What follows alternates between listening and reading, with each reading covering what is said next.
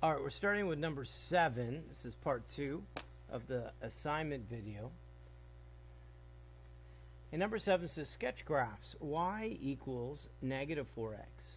Y equals negative x cubed in one coordinate plane. Explain why the area bounded between the curves cannot be written as a single integral using negative 2 and 2 as limits of integration. Use symmetry to write a single integral for that area. But it doesn't say to but it doesn't say to actually find the area. So here we go. So step 1 is, can you sketch this? We'll see. So to be helpful to sketch this would actually be know where the two intersect.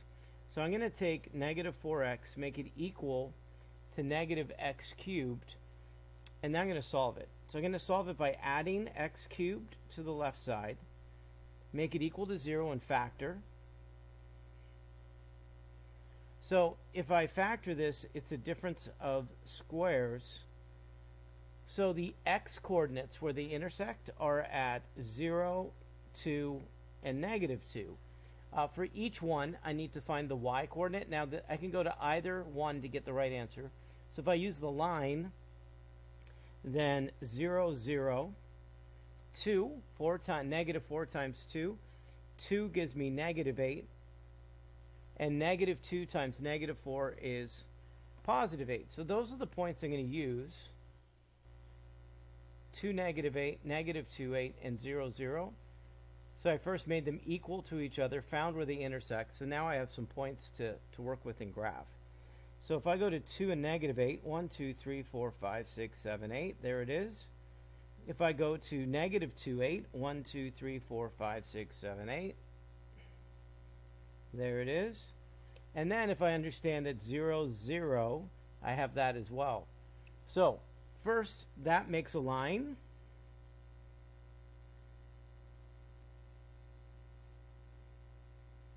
So those 3 points together make a line, but it also makes a curve for a cube function. So a cube function curves down to the right and curves up to the left because it is negative. And then I have 2 areas I'm going to shade in.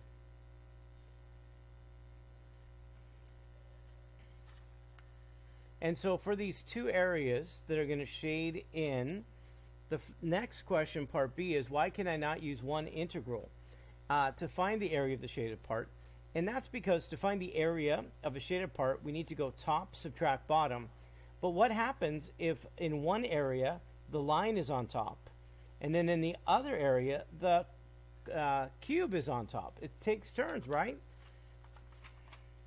So you can't write as one.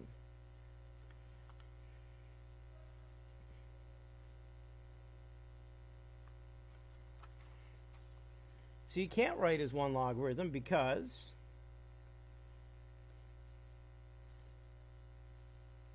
in one interval,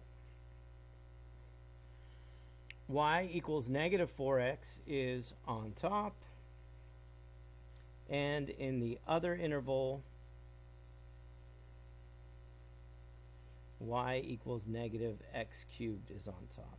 So if you're going to find the area, it can't alternate.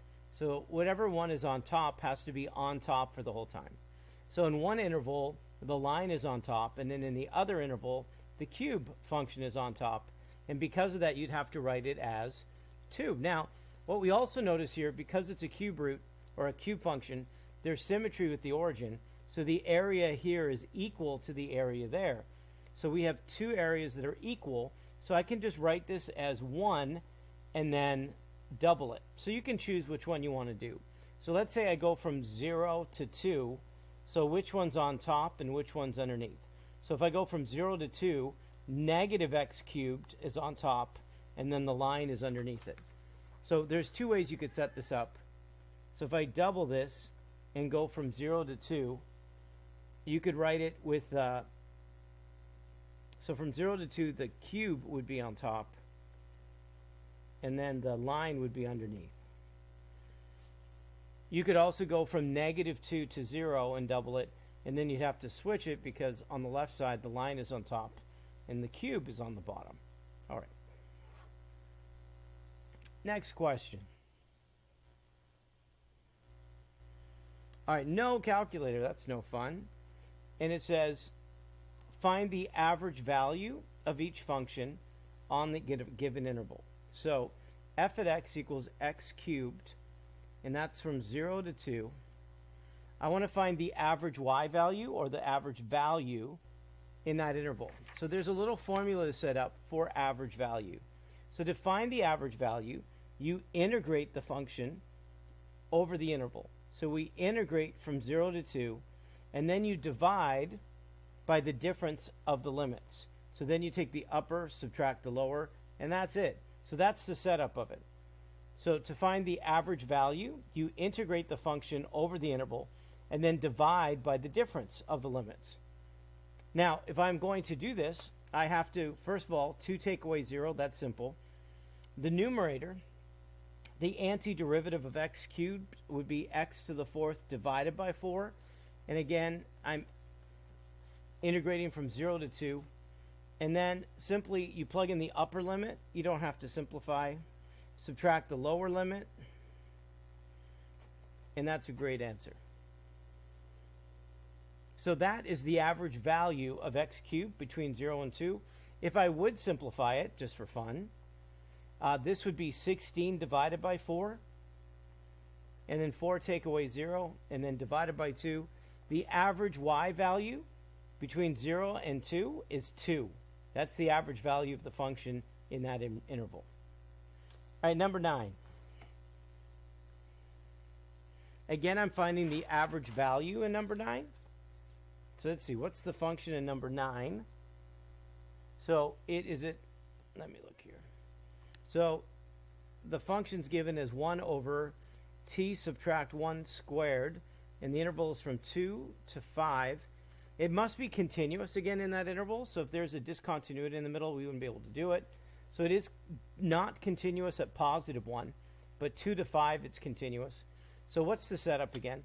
And so the setup is we're integrating over the interval, and we're integrating this. Now to make life easier, I'm going to write this to the exponent negative 2, and then I divide by the difference of the bounds. Just like that. The antiderivative here, you add 1 to the exponent and divide, and that's all divided by 3. Notice the hook here. There is no hook, so positive 1, so it's perfectly set up to add 1 and divide, and then divided by 3. And it's a definite integral, so we're substituting in from 2 to 5. So now the next step is to substitute in. So first I substitute in 5, and then I substitute in 2. And there's your setup. Negative 1 divided by 3 ends up like dividing by, they combine together to make negative 3 when you do that. Again, you could simplify it, but I don't want to. That's the right setup and understanding of it. 10. In number 10, again, no calculator. We have a function. I want to find the average value of that. And then how do I find the average value from 1 to 4? So a simple formula that we use for average value, and that is we integrate over the interval, so that's 1 to 4, and we integrate that. Now I'm going to write this in a calculus-friendly way, and then divide by the difference of the bounds. So there it is. Next, the numerator, I'm going to integrate.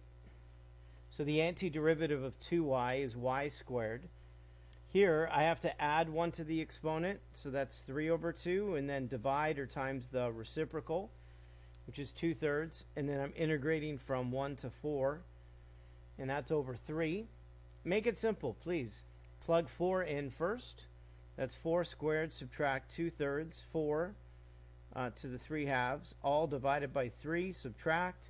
Now what do you substitute in? Positive 1. And we have our answer. The upper bound, subtract the lower bound. Just practice copying it perfectly. And then just substitute in 4, substitute in 1, and it's done. All right, number 11. In number 11, it says to use my calculator. I hope I have one that's charged. I think I do.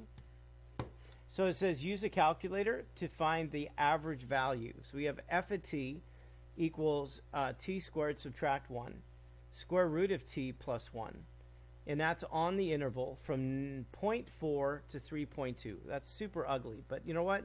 Our calculator does not care. Here we go. So how would I type that into my calculator to find the average value? So here we go. Oh, have I not been even showing you my work, have I? Have I not been showing you my work going back and forth? I can't remember. Let me go back here as I talk through with it. I don't know if I've been showing you my work or not. Here's number 7. When I graphed it, and we integrated from 0 to 2, and the curve was above the line, and we made them equal to each other and solved it. That's not very good for me not to show my work. There it is. You can't write there. Maybe I can't remember if I showed my work or not. I'd have to go back in terms of what was happening. So that's the work we've done so far. You can press pause, of course, if you need to. I think I have. Now my brain's fried sometimes. All right, number 11 here.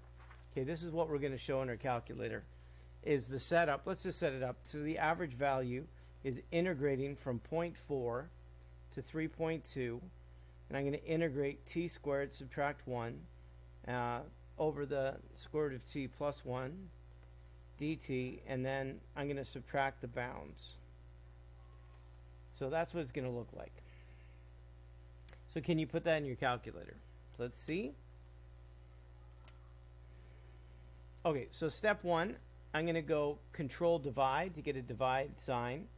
And then I'm going to integrate on top. So menu, calculus, integration. And then the bounds go for 0.4 up to 3.2. And then I'm going to do another control divide to do another fraction. So that's t squared. Subtract 1. In the denominator, the square root of t. Move the cursor, plus 1. And that's dt. So there's the setup for the numerator. In the denominator, it's 3.2. Take away 0.4. Control enter, and then round to 3 decimal places. So I get 1.105.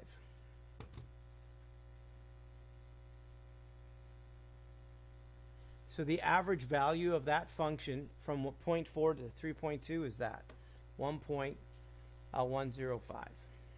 Number 12.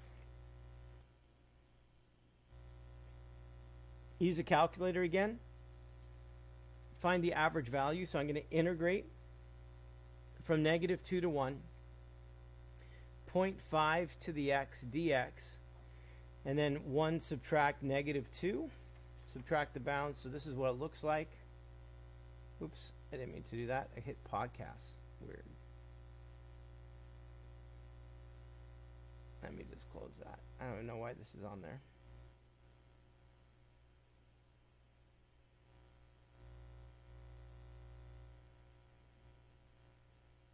Okay.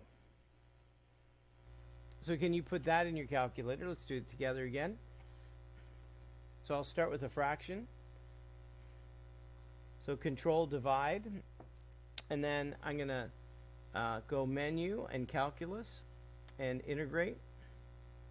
And I'm going from negative 2 to positive 1. And it's 0.5 to the exponent x dx. And then in the denominator is 1 subtract negative 2. And there's your answer. So 1.683. So that's the average value of that function from negative 2 to 1. Number 13. Find the exact x value where the function in problem 8 equals its average value. So I have to go back to number 8. The answer to number 8 was, I lost it. The answer to number 8 was 2. So from 13, I need to go 2 equals x cubed. So let me show you again. So in number 8, the answer was 2. If you go back, make it equal to the function. Find the x value when this is true. So the average value of the function is 2. So to get x by itself, you just do the cube root. And so when x equals the cube root of 2, that's when the average function equals the value of the function. Number 14. Use a calculator to solve for c for the equation h at c equals that in problem 12. So in other words, for number 14, and I just did this one. So again, this is the setup. Once you find the average value, make it equal to 0.5x and find the x value where it happens. So that's what it would look like. Now, I'm actually going to take the full number when I use it in my calculator. So how do I solve that with my calculator? I'm going to help you here, okay? So I want to solve that. So I'm going to press Menu. I'm going to go to Algebra and Solve. And I want to type it in. So it's 0.5 to the exponent x. Move the cursor, equals. And again, I want to use that whole number. So you see how I highlight it? Press Control C. And then come down here and then press Control V. And now the entire number's in there. And then go comma x. And now solve it. So where does it occur at what x value? And you have your answer, which is negative 0.751.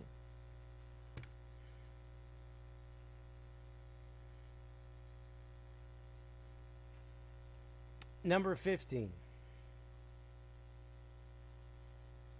Next page.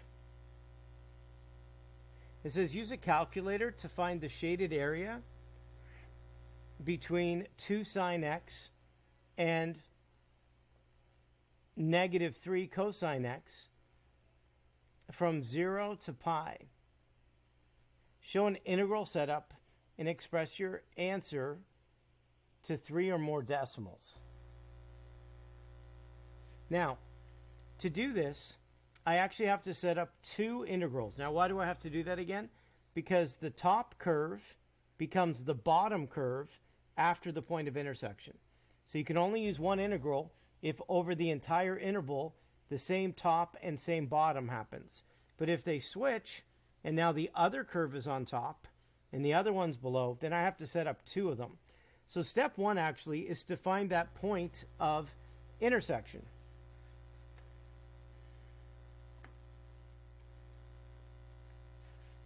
All right, I'm going to try to do this to the best of my abilities and show you. So if I want to solve it, I want to go to Menu. I want to go to Solve. Make sure it's in radians. See how it says RAD? I'm going to go to Solve. So Algebra, then Solve. And I'm going to type them in. So if I type in, it's 2 sine x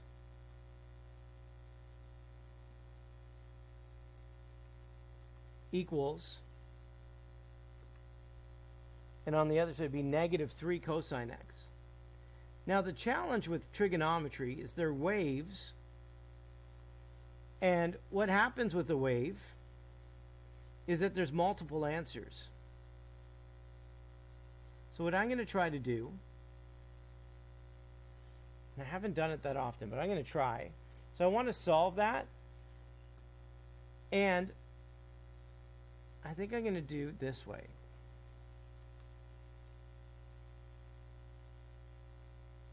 So,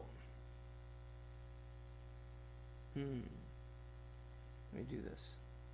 So if I do it this way, where I make them equal to each other, x, and I try to solve it, you're going to get an ugly answer. And so you get that looking answer because it keeps repeating over and over again when they intersect. So there's infinite number of times they intersect. So I just wanted in the interval between 0 and pi what it would be like. So I can actually put a domain restriction on this. And so I'm trying to figure out how I did that again. I did it once.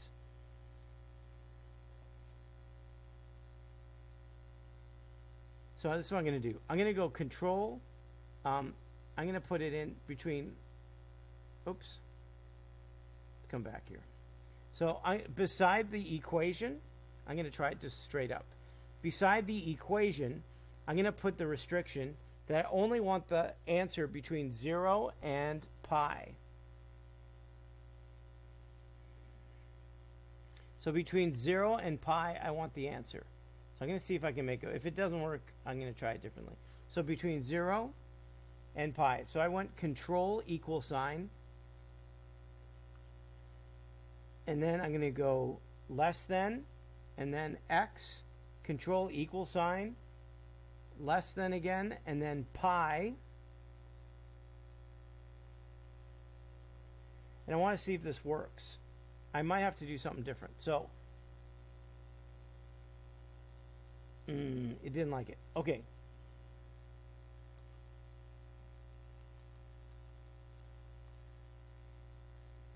Let me try it this way.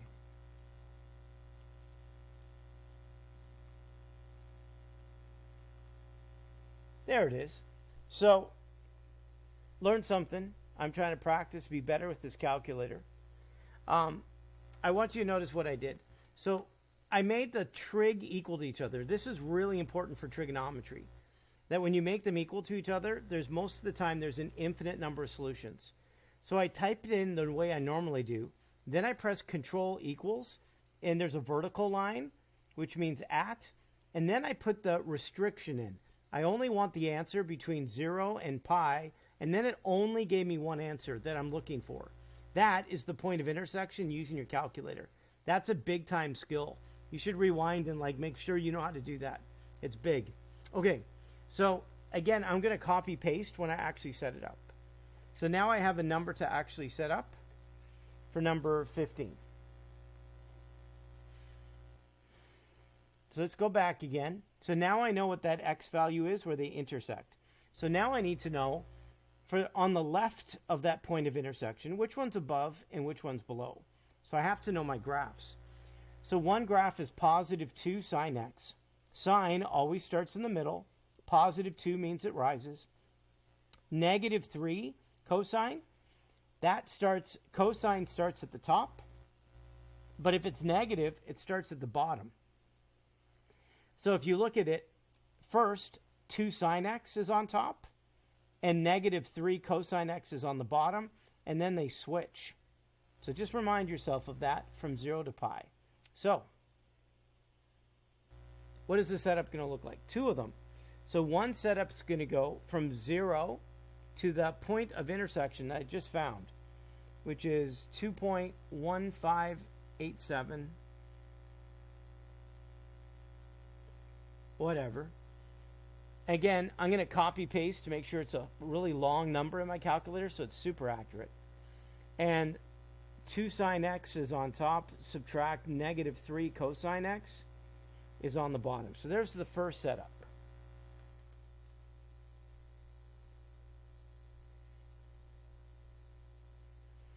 Now the second setup, the second integral, goes from 2.1587989 and it goes to pi. That's the second one. And now it's switched. Now negative 3 cosine x, and then 2 sine x. So that's the setup that we're going to put in our calculator, and then we'll write down the answer. So if you want to, you can press pause to know, and then type it in with me when you press play, and then we'll do it together. So this is what it looks like on the calculator. So menu, calculus, integration. The bounds go from 0. Now, I need to copy paste that. So, here, let me see if I can just do the number. And then double click it. So there it is. So go over it with the cursor pad, double click, Control C, and then come back here and then paste it into the top, Control V.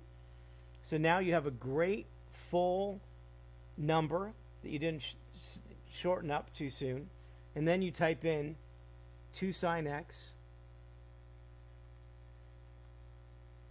move the cursor, subtract, parentheses, negative 3 cosine x, dx,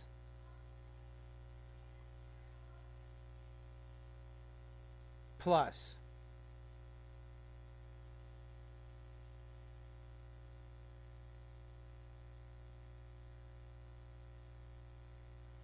menu, calculus, integrate. And now, again, I'm going to go Control V because it's already in the calculator, so I don't have to do it again. It goes to pi.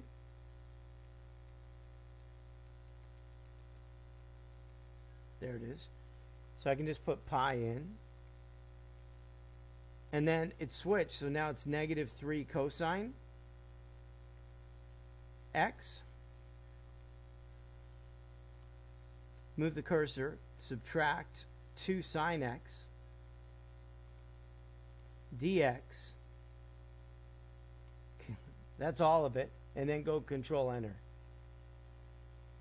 Practice. Can you get that answer? 7.211.